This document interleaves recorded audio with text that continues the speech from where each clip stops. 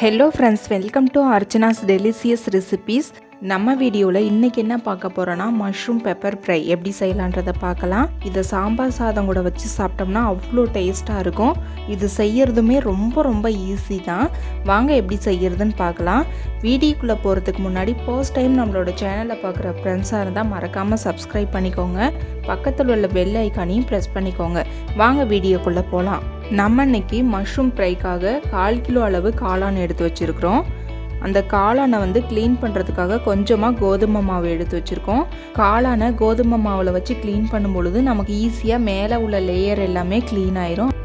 அதனால் இன்றைக்கி நம்ம கோதுமை மாவு எடுத்துருக்கோம். கொஞ்சமாக கோதுமை மாவு எடுத்து காளான் மேலே இது போல் வச்சு நல்லா ஸ்க்ரப் பண்ணி எடுத்துட்டிங்கன்னா மேலே உள்ள லேயர் எல்லாமே நல்லா ரிமூவ் ஆகி வந்துடும். காளான் மேலே உள்ள அழுக்கும் ரிமூவ் ஆயிரும். அதனால தான் நம்ம கோதுமை மாவு வச்சு க்ளீன் பண்ணுறோம்.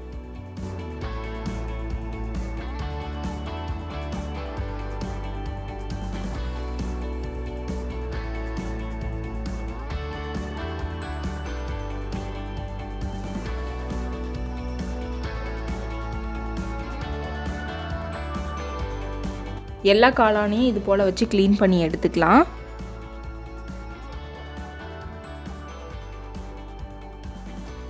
எல்லா காளானையும் நல்லா க்ளீன் பண்ணி எடுத்தாச்சு. இப்போ தண்ணியில் நல்லா வாஷ் பண்ணி எடுத்து வச்சிடலாம்.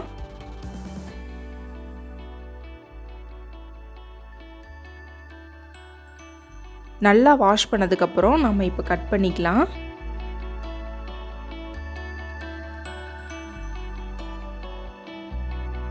சின்ன காளானாக இருந்தால் 4 பீஸ் அளவு கட் பண்ணிக்கோங்க. பெரிய காளானாக இருந்தால் 6 பீஸ் அளவு கட் பண்ணிக்கோங்க.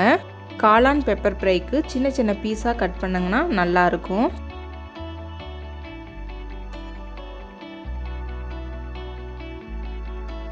எல்லா காளானையும் கட் பண்ணதுக்கப்புறம் ஒரு பிளேட்டில் எடுத்து வச்சுக்கலாம். இது போல் எல்லா காளானையும் கட் பண்ணி எடுத்தாச்சு.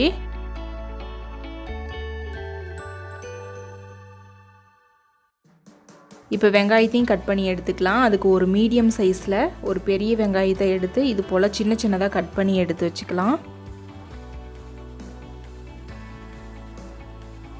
கட் பண்ணதுக்கப்புறம் பவுலில் எடுத்து வச்சுருங்க. அதே போல் ஒரு துண்டு இஞ்சி எடுத்துக்கலாம். அந்த துண்டில் மேலே உள்ள தோல் எல்லாத்தையும் க்ளீன் பண்ணி எடுத்துகிட்டு வாஷ் பண்ணி எடுத்து வச்சுருக்கிறோம். அதையும் சின்ன பீசஸாக கட் பண்ணி எடுத்துக்கலாம். கட் பண்ணதுக்கப்புறம் அதையும் ஒரு பவுலுக்கு மாற்றி வச்சிடலாம்.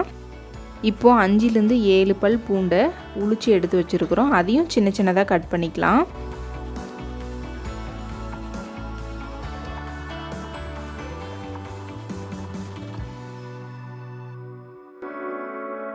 சின்னதாக நல்லா கட் பண்ணதுக்கப்புறம் இதையும் ஒரு பவுலுக்கு மாற்றி வச்சிடலாம்.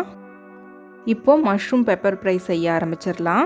அதுக்கு ஒரு பேனை சூடு பண்ணிக்கலாம். பேன் சூடான உடனே 2 டேபிள் ஸ்பூன் அளவு மிளகு, 1/2 டேபிள் ஸ்பூன் அளவு சீரகம், 1/4 டேபிள் ஸ்பூன் அளவு சோம்பு, இது 3யும் சேர்த்ததுக்கப்புறம் நல்லா வறுத்து எடுத்துக்கலாம்.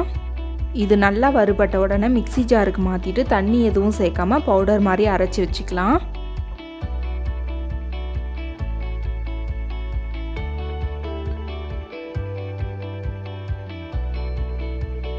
திரும்பவும் அதே பேனை சூடு பண்ணிவிட்டு அதில் 5லேருந்து 7 டேபிள் ஸ்பூன் போல் ஆயில் சேர்த்துக்கலாம்.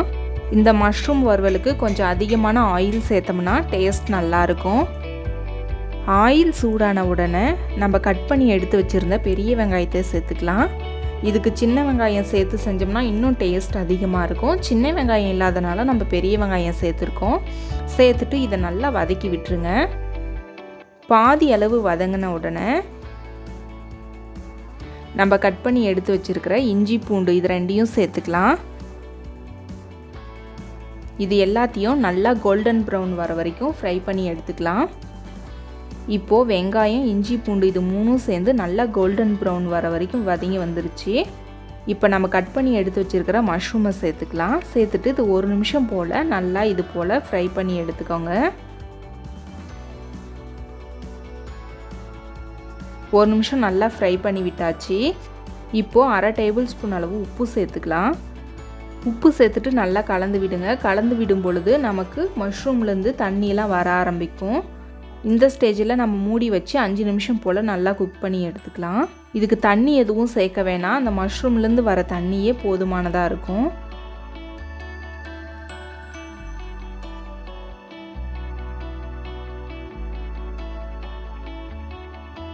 மிளகு, சீரகம், சோம்பு இது 3யும் சேர்த்துட்டு இந்த அளவுக்கு பவுடர் பண்ணி எடுத்து வச்சுக்கோங்க. இப்போ 5 நிமிஷம் ஆயிடுச்சு. நம்மளோட காளான் எல்லாமே நல்லா வெந்து வந்திருக்கு. 5 நிமிஷம் வேக வச்சாவே போதும், நம்மளோட காளான் எல்லாமே சாஃப்டாக வெந்து வந்துடும். இப்போ நம்ம அரைச்சி எடுத்து வச்சுருந்த பொடியை சேர்த்துக்கலாம்.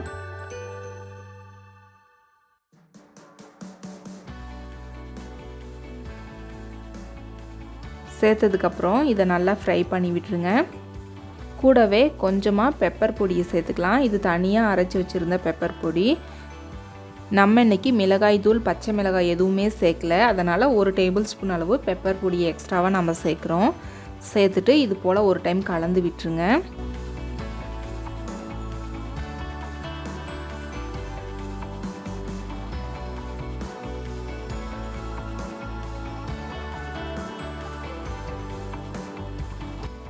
ஒரு டைம் நல்லா கலந்ததுக்கப்புறம் இதை மூடி வச்சு 1 நிமிஷம் போல் நல்லா குக் பண்ணி எடுத்துக்கலாம்.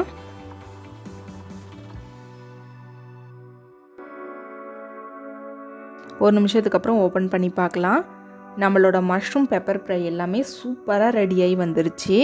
இது சாம்பார் சாதத்துக்கு ரொம்ப ரொம்ப நல்லாயிருக்கும். இதை பருப்பு சாம்பார் கூட வச்சு சாப்பிட்டோம்னா அவ்வளோ டேஸ்ட்டாக இருக்கும். இது செய்கிறது ரொம்ப ரொம்ப ஈஸியும் கூட. ஒரு டைம் கண்டிப்பாக இதே மெத்தடில் ட்ரை பண்ணுங்கள். ட்ரை பண்ணிவிட்டு எப்படி இருந்துச்சுன்னு கமெண்ட் பண்ணுங்கள். உங்களுக்கு மஷ்ரூம் பெப்பர் ஃப்ரை வீடியோ பிடிச்சிருந்தா மறக்காமல் லைக் பண்ணுங்கள், சப்ஸ்கிரைப் பண்ணுங்கள், ஷேர் பண்ணுங்கள்.